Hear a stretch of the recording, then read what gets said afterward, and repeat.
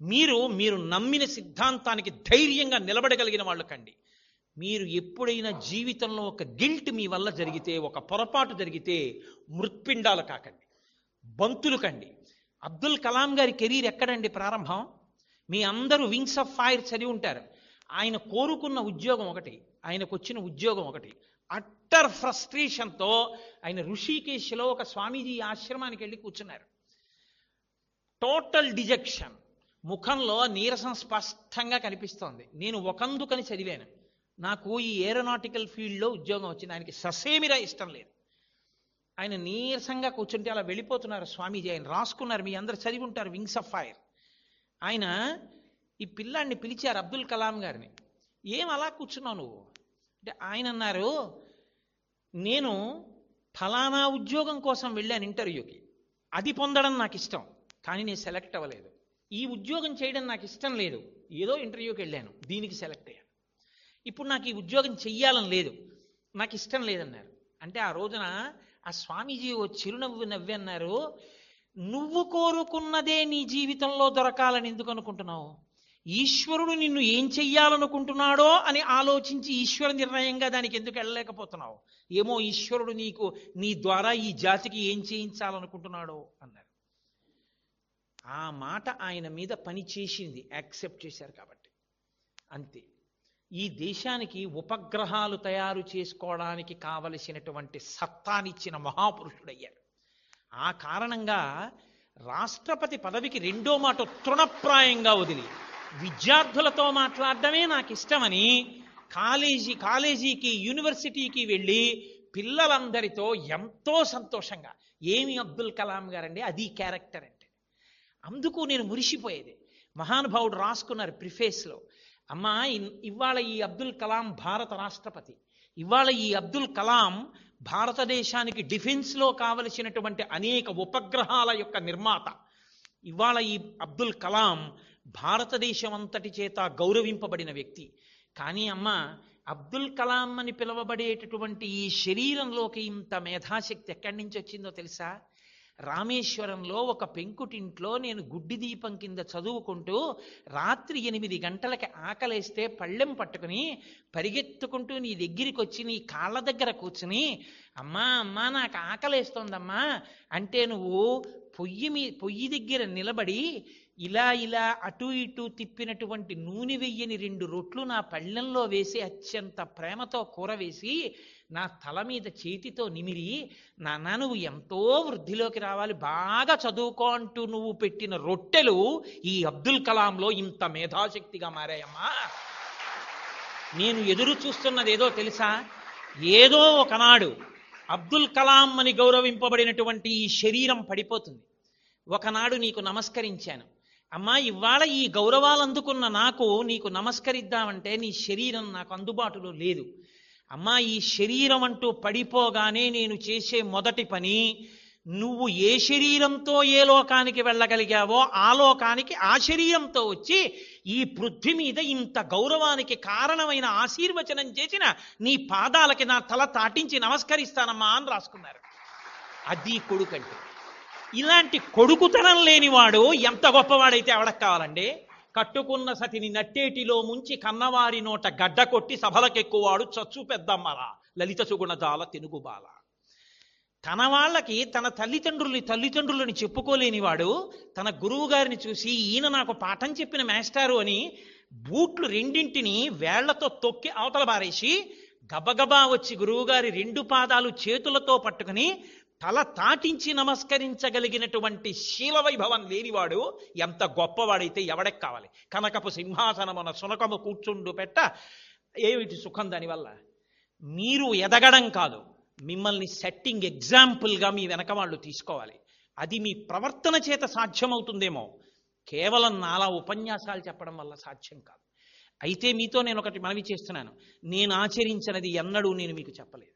నా జీవితంలో నేను ఏది ఆచరించానో అది మీతో నేను మాట్లాడాను. కానీ ఇవాళ నేను ఆచరించకుండా, ఇవాళ మాట్లాడమన్నారు కదా అని నేను ఏది పాటించలేదో అందులో ఒక్క అక్షరం మీతో నేను మాట్లాడలేదు. ఒక్కటే కారణం, తాను ఆచరించని వాడికి ఇంకొకటికి ప్రబోధం చేసే అధికారం లేదు. కాబట్టి నేను మీ అందరి యొక్క అభివృద్ధిని కోరి ఒక పెద్దవాడిగా, మీకొక మేనమామగా మీరు అంగీకరించగలిగితే, మీ చేత నమస్కారమునకు యోగ్యుడైనటువంటి ఒక అనుభవం కలిగిన వ్యక్తిగా నేను మీ అభ్యున్నతిని కోరి ఇవాళ నా శ్వాసని వాక్కుగా మార్చి స్వార్థం లేదు. ఏ ఒక్కరైనా తమ దోషాన్ని దిద్దుకోగలిగితే నాకు చాలు. నేను మీతో ఎప్పుడూ మనవి చేసేది ఒకటే, మీ ఎమోషన్స్ని చల్లార్చగలిగినది ఒక్కటే లోకంలో. పెద్దలు ఇచ్చిన సాహిత్యం మీ దగ్గర పెట్టుకోండి. రాజా రామ్మోహన్ రాయ్ జీవిత చరిత్ర ఎప్పుడైనా మీరు చదవండి. ఎంత కష్టపడితే ఆయన సతీ దురాచారాన్ని ఈ దేశంలో ఆపగలిగాడో మీకు అర్థమవుతుంది. నేను అనేది అదే, ఎప్పుడూ గ్రూప్ సబ్జెక్ట్స్ మీ క్యారెక్టర్ బిల్డింగ్ ఇవ్వలేవు. అప్స్ అండ్ డౌన్స్ని తట్టుకోగలిగిన శక్తి ఎక్కడి నుంచి వస్తుందంటే, ఒక భగవద్గీత వ్యాఖ్యానాన్ని మీ దగ్గర పెట్టుకుని ప్రతిరోజు ఒక శ్లోకాన్ని చదువుకోండి. భగవద్గీత కించిదధీత అంటారు. శంకరాచార్య స్వామి వారి వాంగ్మయాన్ని మీ దగ్గర పెట్టుకుని చదువుకోండి. ఒక వివేక చూడామణి ఒక పుస్తకం పెట్టుకుని దగ్గర పెట్టుకోండి. చంద్రశేఖరేంద్ర సరస్వతి స్వామి వారు చేసిన అనుగ్రహ భాషణాలు, స్టూడెంట్స్ను ఉద్దేశించి ఆయన చేసిన ప్రసంగాలు దాదాపు 200 భాషలలోకి ప్రపంచవ్యాప్తంగా తర్జుమా అయి వాళ్ళ ప్రపంచవ్యాప్తంగా చదువుకుంటున్నారు విద్యార్థులు. ఆ ప్రసంగ పాఠాలని మీరు చక్కగా మీ అందుబాటులోకి తెచ్చుకుని ప్రతిరోజు 2 పేజీలు ఉంటుంది. మీరు నిద్రపోయే ముందు ఒక్కసారి ఒక ఆర్టికల్ ఆయన చెప్పింది చదవండి. మీరు ఒక్క ఆర్టికల్ ఆయన చెప్పింది చదివితే మీ మీద అది ఎంత ప్రభావం చూపిస్తుందో మీరు జ్ఞాపకం పెట్టుకోండి. మీరు ఎక్కడికి వెళ్ళినా మీ బ్యాగ్లో మేక్ ఇట్ ఏ హ్యాబిట్. తప్పకుండా మీకు అభ్యున్నతిని కల్పించగలిగినటువంటి రైటర్స్ యొక్క పుస్తకాల్ని మీరు మీ బ్యాగ్లో పెట్టుకోవడం అలవాటు చేసుకోండి. నేను అత్యంత ఇష్టపడేది ఏమిటంటే, మీరు మీ మామయ్య వచ్చినప్పుడో, మీ అత్తయ్య వచ్చినప్పుడో, మీ అన్నయ్య వచ్చినప్పుడో, మీరు నాన్నగారితో వెళ్ళినప్పుడో, మీరు నాన్నగారు నాకు ఆ పుస్తకం చదవాలనుంది అని ఒక మంచి పుస్తకాన్ని సెలెక్ట్ చేసుకోండి. మన దరిద్రం ఏమిటంటే, ఇవాళ ప్రింటింగ్ ప్రెస్ టెక్నాలజీ వచ్చేయడం వల్ల ప్రతివాడు రచయితే. ఎంత సాహిత్యమో వస్తోంది. ఎవరి పుస్తకాలు పడితే వాళ్ళ పుస్తకాలు చదవకండి. సెలెక్టెడ్గానే బుక్స్ని చదవండి. అది మీ బుర్ర పాడు చేయకుండా ఉంటుంది. వివేకానంద స్వామి చేసినటువంటి ఉపన్యాసాలు చదవండి.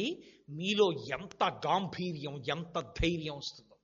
వివేకానందుడు మాట్లాడిన మాటలు మీరు ఒక్కొక్క లెక్చర్ చదువుతుంటే, oh this is the way in which one has to live and die, తప్ప పేడలో పురుగు పుట్టి పెరిగినట్టు బతకకూడదు.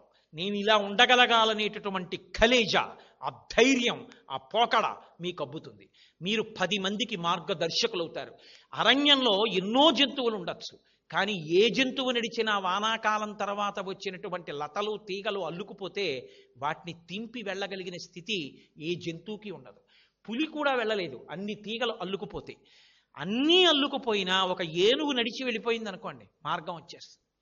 ఒక ఏనుగు నడవగలిగితే వర్షాకాలం తర్వాత అరణ్యంలో మార్గం వచ్చి కుందేళ్లు కూడా వెళ్ళినట్టు, మీరు మహాత్ముల యొక్క పుస్తకాలు ప్రతిరోజు రాత్రి ఒక్క 10 నిమిషాలు చదివి పడుకోవడం మీరు అలవాటు చేసుకుంటే, ఎందరు మహాపురుషులు, శృంగగిరి పీఠాధిపత్యం వహించిన చంద్రశేఖర భారతి,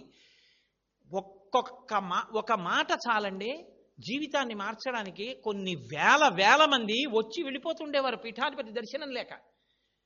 ఆ పీఠాధికారి వెళ్ళి అడిగాడు, ఎందరో వస్తున్నారు దర్శనానికి, వెళ్ళిపోతున్నారు. అయ్యా మీరు ఎప్పుడు దర్శనం ఇస్తారు, వాళ్ళతో ఎప్పుడు మాట్లాడతారు, వాళ్ళ బాధలు ఎప్పుడు అర్థం చేసుకుంటారన్నారు. ఆయన అన్నారు, నన్ను నేను అర్థం చేసుకోవడం పూర్తయ్యాక వాళ్ళని అర్థం చేసుకోవడం మొదలు పెడతాను. What a sincere reply it is. అది సిన్సియారిటీ అండి. రామకృష్ణ పరమహంసవి tales and parables of Shri Ramakrishna అని ఉంటుంది. మీరు ఆ పుస్తకం చాలా తక్కువ రేట్లో దొరుకుతుంది. అదేం పెద్ద పుస్తకం కాదు, షార్ట్ స్టోరీస్తో ఉంటుంది. కానీ ఎన్ని నీతులు ఉంటాయో నిజంగా యూ గెట్ అమేజ్. ఇవాళ దేశంలో వచ్చిన పెద్ద దరిద్రం ఏమిటంటే, తెలుగు మాట్లాడాలా ఇంగ్లీష్ మాట్లాడాలా. నేను మిమ్మల్ని మీకు ఇదే నేను స్పష్టత లేని విషయం అని చెప్తున్నాను. తెలుగు మాట్లాడితే ఇంగ్లీష్ మాట్లాడలేదని కొడుతున్నారు, ఇంగ్లీష్లో మాట్లాడితే తెలుగు రాదని కొడుతున్నారు. వాళ్ళకే స్పష్టత లేదు. తెలుగు ఇంగ్లీషు 2 తల్లి భార్య లాంటివి. నాకు తల్లి తెలుగు, నా భార్య ఇంగ్లీష్. నేను నా భార్య నా తల్లి ఇద్దరు నా ఇంట్లోనే ఉంటారు. నా భార్య నా తల్లి ఉన్నంత మాత్రం చేత వాళ్ళిద్దరూ దెబ్బలాడుకోవాల్సిన అవసరం ఉందా? ఏమీ లేదు. నా తల్లి వృద్ధురాలైపోవచ్చు, కానీ మా అమ్మ అమ్మే. ముడతలు పడిపోయినా మా అమ్మే. మా అమ్మ కళ్ళజోడు ఇలా కిందకి జారిపోతే ఎదురుగుండా అది కనపడక ఇలా ఇలా అనుకుని ఇలా పైకి పెట్టుకున్నా నా తల్లి నా తల్లే. మా